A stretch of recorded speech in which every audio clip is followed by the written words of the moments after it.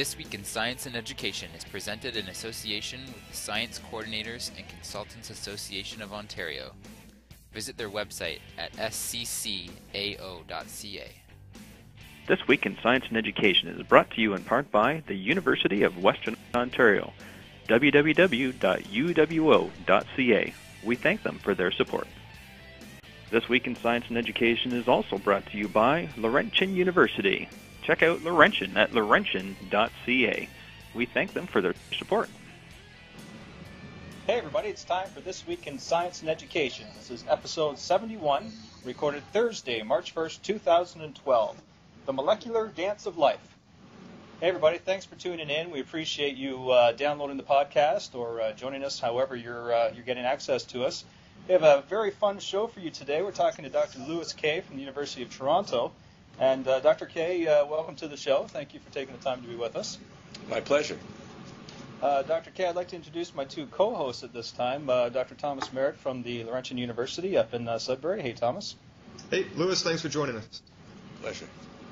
And, of course, as always, Mr. Colin Jagoe from the Kawartha Pine Ridge District School Board. Hey, Colin. Hey, guys. How's everybody today? Great.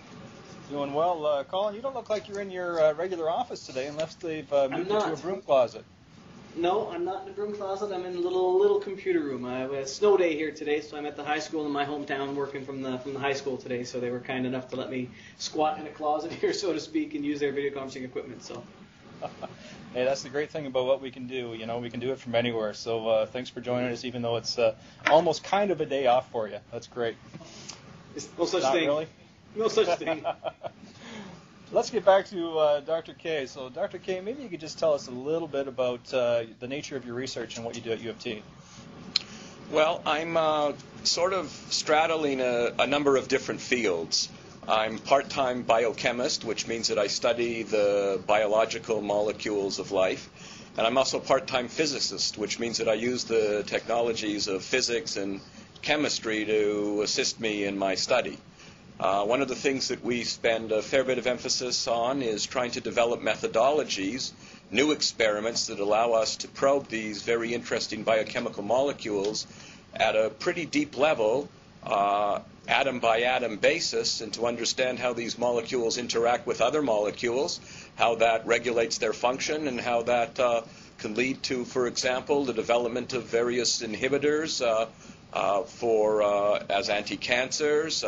Various drug discovery programs are all based on understanding the structure of these molecules and then how they change their structure as a function of time in response to various stimuli. So I play a sort of a multifaceted role here, and I'm in a whole bunch of different departments. Molecular genetics, I'm in biochemistry, I'm in chemistry, I've got an appointment at the hospital for sick children, also cross appointment in the physics department, so everything except basically for the music department. Sounds like you have a lot of collaboration that's involved in the nature of your research, pulling in all of these departments together. Do you work with a lot of other scientists directly? You know, certainly a lot of people who do science, and in fact the name of the game, as science gets bigger and more expensive and more diverse, is to try to pull in expertise from a whole bunch of different sources. I tend to like to still be a throwback to the old days. I mean, what attracted me to science was the fact that you can just solve problems, and the fun of solving problems is sometimes just to solve them yourself. So I have a nucleus of about 10 or 11 what I call collaborators. They're trainees. These are individuals who are postdocs primarily, so they have their PhD. They're doing 4 or 5 years additional training prior to going out and getting their own independent positions at universities or in industry. I work very closely with them, but certainly I do have collaborations and collaborators all around the world.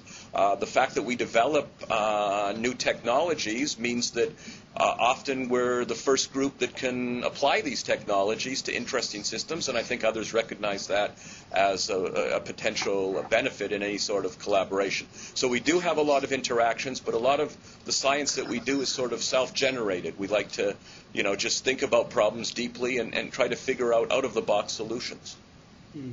Speaking of solutions, let's have Dr. Merritt chime in here with a science question. Yeah, so, I mean, the technique that you're mostly using, at least from the information that we were reading ahead of time, is you're using NMR to look at structure of these molecules. Right. Students are going to be familiar with using things like light microscopes to look at molecules, but when we're getting down to the level of proteins, obviously that's not going to work. Can you give us an explanation of NMR that high school kids or high school teachers are going to understand, and how that allows you to actually determine what the structure of something as small but as complicated as a protein really is? Right. So that's a question whose answer can be given on a bunch of different levels. Let me try the sort of simplest level that comes to mind. So we study proteins, as I mentioned. Students may have a difficulty with what a protein is. A protein is a mover, really the movers and shakers inside the cell. They're responsible for the function of the cell. They're responsible, for example, catalyzing reactions that have to take place. They're responsible for transport of ions across membranes. They're responsible for transport of oxygen, which of course is absolutely critical. We need oxygen in our brain and our muscles, or else we're not going to be able to function. So they carry out a variety of really important roles. And we want to be able to determine the picture of these molecules and how that picture changes as a function of time in response to various stimuli. Now, these molecules are made up of atoms. And the atoms, of course, have nuclei, these things with protons and neutrons. Now, some of these atoms, if you like, are NMR active. That is to say, we can get a signal out of them. So if you think about a hydrogen atom, that's an NMR active atom. And what that essentially means, or what NMR active means, is that these atoms, or these nuclei, are little bar magnets. You put these nuclei in a magnetic field, and these bar magnets are going to align with the magnetic field. Now, these little bar magnets can absorb energy. And so what we do in the NMR experiment is we take our sample, we put it in a giant magnetic field that's like 100 or 200 or 300,000 times the Earth's magnetic field. The little bar magnets that constitute the hydrogens in the molecule, in the protein, are going to align, and then we bombard them with energy. And the point is that these little bar magnets, each one is going to absorb energy at a slightly different frequency, so a little bit of a different energy. And we use the differences in energy like a nuclear signature. Just like you and I have different signatures, and that identifies us, well, these nuclei absorb energy at slightly different frequencies, and that identifies them. So that the first goal in studying any molecule, be it a protein, be it a DNA molecule, be it even a little compound that's involved in some sort of organic chemistry synthesis, is to identify the little bar magnets to specific sites in the structure. We don't know what those sites are yet. We don't know what the structure is, but we have the nuclear signature.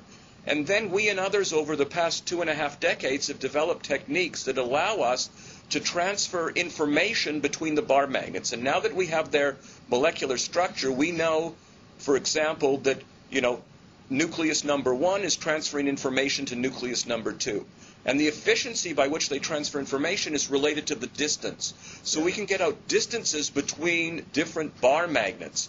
And just like if you imagine a triangle where you have the vertices of the triangle and you can get distances between the vertices that allows you to get the shape of the triangle, so too, if we have enough distances between the hydrogen atoms in the protein, we can reconstruct the structure of the protein.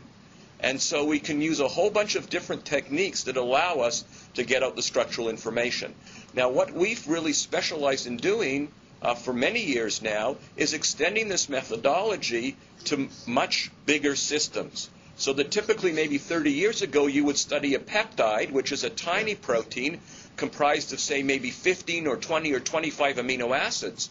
But the typical protein in a human body contains 400 amino acids. Amino acids are the building blocks of proteins. You can think about them like beads on a string that are arranged in a particular conformation, which is important for function. So over the years, we've developed what we call multidimensional experiments that allow us to arrange the nuclear signatures of the individual constituent atoms that we use in higher dimensional surfaces that allows them to be spread out in such a way that even if two little bar magnets absorb almost the same frequency, we can nevertheless resolve them. And that allows us to go to bigger and bigger systems. So one started with little peptides that were 15 amino acids, and now we're looking at complexes that have aggregate molecular weights on the order of 1 million Daltons. So we've gone from 200-300 units to 1 million units in molecular mass over the last 20 or 30 years. And that's really been the development. It's involved actually a lot of physics. It's involved a lot of biochemistry. It's also involved a lot of how you label molecular biology. How do you label your protein molecule of interest with the appropriate bar magnets that allows you to get out the chemical information that you're interested in? So one thing just for context. Sorry, Thomas, I know you're going to jump in there, but right before you have a follow-up question, Colin, what grade level are we targeting here with this discussion, protein molecules and stuff? Are we kind of higher level here, I'm sensing, 11, 12? Or? It's definitely a high-level discussion in terms of the doing of the research that Dr. K does. But I'm sitting here thinking just in terms of things like protein structure and molecular structure. I mean, that's in grade 11 and 12 chemistry and biology, and we talk about what these things do, right? We talk about what proteins do, what enzymes do, how the cell functions. We talk about that in biology and in chemistry, but we never talk about how we know what these different shapes are and how we know what they do. And so I would say that this sort of that's the next step, right? And as a student, you talk about something as simple like enzymes have this key and lock structure where an enzyme and a protein meet to catalyze a reaction or something like that. And okay, they have this shape and that's fine. But the next question is, well, how do we know what the shape is, and how do we know what molecules or what atoms are in what part? And as I understand what Dr. K is talking about, this kind of research tells us what atom is where in the molecule, that we know what the molecule does in other ways. Am I sort of on base on that, Dr. K, in terms of what the point is of how you guys do things? Absolutely. And I think what's become very clear in the past 10 or 15 years in particular is that what's really important is not just the static three-dimensional structure. Right. If I were to take a picture of you, I would get some knowledge of what you look like, but I wouldn't know how you react to things. I need to see 1,000 pictures that sort of stream together to know how you might react to stimuli. And it's exactly the same thing with molecules. Right. How is it that a molecule functions? Well, often these molecules come together and they change their shape, or you don't talk about a single structure of a molecule, but a distribution of molecules. It may be that only the 5% of the molecules in solution of a particular type of protein are functionally active. It may be 0.1%. But the molecules are sort of jumping between different pictures, if you like, different three-dimensional configurations. Only some of them may be biologically active. But another molecule that's its target may be able to recognize those biologically active conformations, if you like, structures, and respond to them in a different way than they were to the ground state. And this realization is really important in sort of our everyday world. As, for example, if I were a designer of drugs, not, of course, recreational drugs, but legal drugs that one, can cure diseases, I not only have to think about a static structure, because now, hey, it's not the static structure that is really important. It's what we call an ensemble of structures, the collective, that is the total package of different structures. I've got to think as a medicinal chemist how the structure changes so that I can design my designer drugs in such a way that can take advantage of the unique structural properties and the fact that they're fluctuating. And I think that that's been a real problem in the pharmaceutical industry, is that we haven't had the technologies to be able to tell us about how structures change as a function of time, and therefore to design into our strategies for producing the various medicinals that sort of information. And I think the technologies that we're interested in are really for the first time providing that information, which will be critical as we go forward for the design of the next generation of drugs. Let's go to Thomas for his follow-up question, if we can, and then I'll go to break and then have Dr. K answer Thomas's question after the break. Sorry, Thomas, go ahead.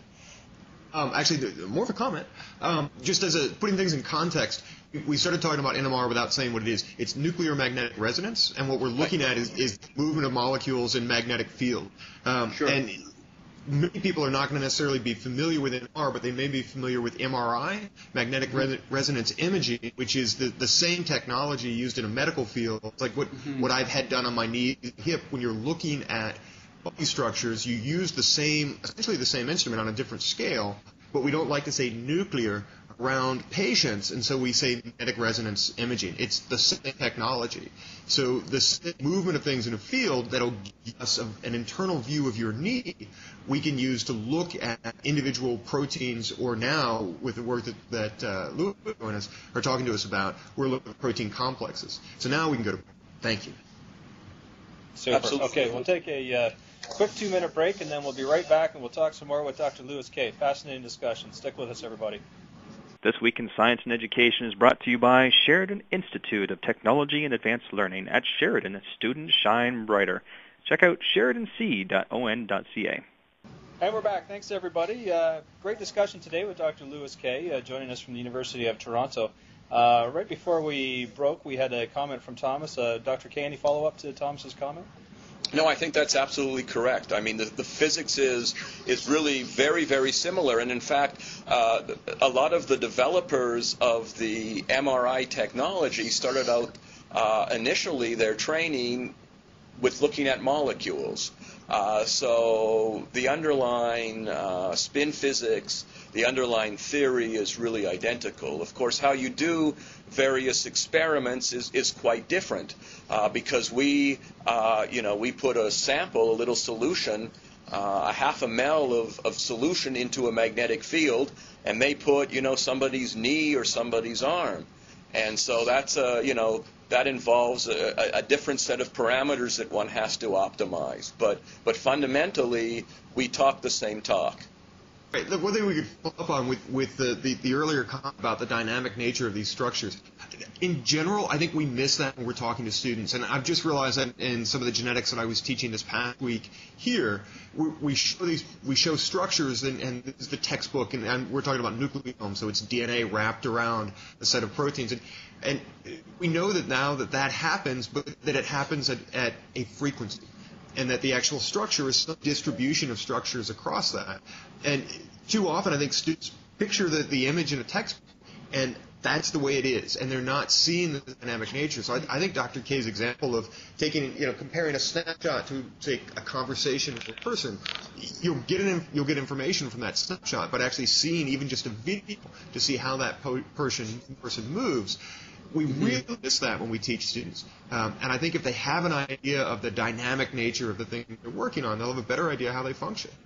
Oh, there's no doubt about it. And in fact, we miss that when we speak to students, but many scientists who have received training in the finest of universities around the world have missed that point for many years. I think the recognition now is there, but it certainly wasn't always the case. I mean, I think it's because the field started with X-ray diffraction, which is a very powerful technique.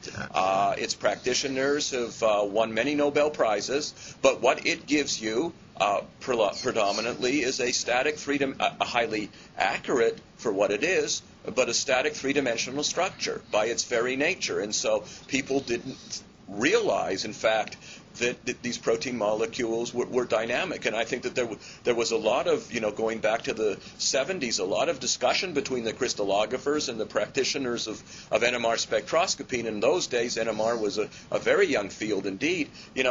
How is it possible that we can get these beautiful static images by crystallography, and yet the NMR is telling us that, in fact, there's something additional going on? Yeah, and that's a great example. That's the example that we were just working on in the textbook, that there's so much early work that was done using X-ray crystallography because of, the technique is fantastic in what it tells us, but there are some underlying issues, and one of those issues is it gives us the idea that things are really static. Right. And that's not the case.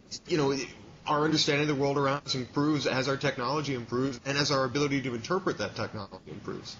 Absolutely, and what's actually quite interesting is that even in the biological fields, if you look at some of the innovators, they're not biologists, they're physicists who have come to a biological problem, but who have developed the technology. So your point about how technology drives the science is absolutely critical. Now, whether that's high throughput sequencing of genomic sequencing or sequencing of DNA, I mean, what we can do now for a thousandth of the price relative to what we could do even a few years ago is just mind-boggling. So the technology is just driving in exponential ways what we're learning. It's mind-boggling to think of where we were, how far we've come, and where we're going to be in the next 10 or 15 years. We're seeing the ushering in of a whole new form of technology which will change the practice of medicine.